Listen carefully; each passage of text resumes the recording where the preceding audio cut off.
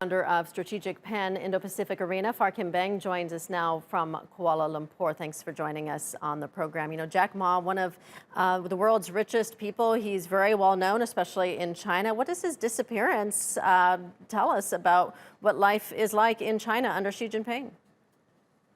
Well, if we are looking for the causality of the disappearance, then obviously it has a direct correlation to the speech that he made in Shanghai Forum, where he was very critical on the conventional bankers in China or the conventional commercial and investment banks in China.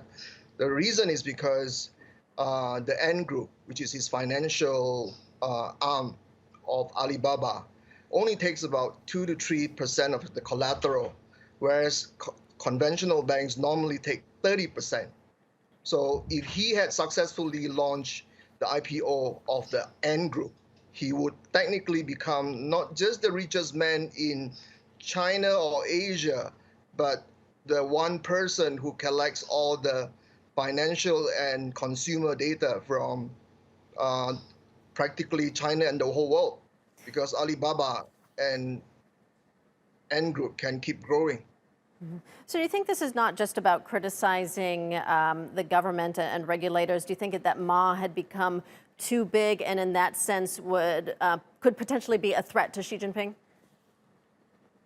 No one can be too big in China other than President Xi Jinping, and for reasons that can only be understood by the Chinese themselves, because it's a very complex and huge country with 1.3 billion people and very diverse geography and undergoing the process of aging and graying. The debt to GDP of China is 300%. It's on the right trajectory to grow and to be the first country to grow in spite of COVID-19 that is now enveloping the world. But no one really can understand how China can be ruled other than Mr. or President Xi Jinping himself. Yeah, it certainly is a very complex country indeed. Do you think China is trying to strengthen its control over many of these powerful tech companies?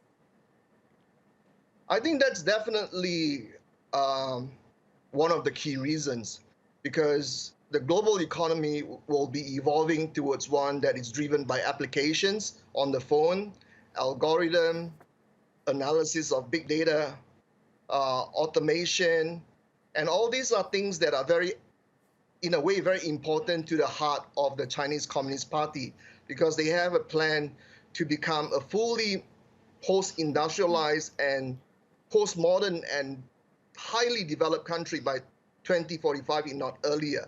In fact, projections and predictions are saying that by as early as 2028, the size of the GDP might exceed the size of the US economy, which is unprecedented and the first time ever in world history in the last 500 years. Mm-hmm.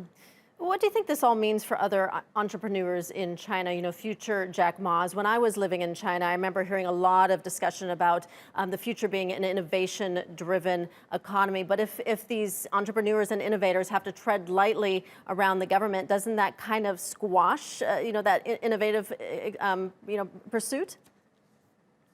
Well, that's true. But then the ecology of the Chinese economy has evolved to such an extent where there are only 3 groups that are domineering and dominating the digital economy of China.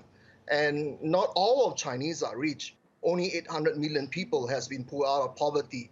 You still have about 500 or maybe 600 million Chinese that are living in perhaps what I could say adverse or extreme poverty.